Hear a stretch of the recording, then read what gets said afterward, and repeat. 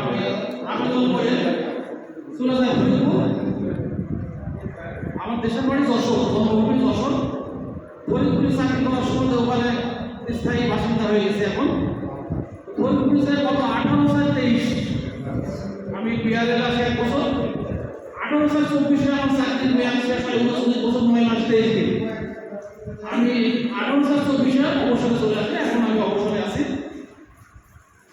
তো রানার মোটরস কর্তৃক তাদের অনুমোদিত একজন সুনাম আলহামদুলিল্লাহ কিংহক মোটরস কর্তৃক আয়োজিত আজকের এই সমাবেশে যোগদান করতে পেরে আমি নিজেকে ধন্যবাদ মনে করছি। উপস্থিত আপনারা কিংহক মোটরস কর্তৃক আয়োজিত এই সেমিনারে অংশগ্রহণ করে যতটুকু জানলেন আপনারা সংক্ষিপ্ত হয়ে থাকবেন এবং তাদের সাথে যোগাযোগ করতে পারে। যদি আপনারা কোনো গাড়ি নিতে চান তাদের সাথে যোগাযোগ করে নেবেন এই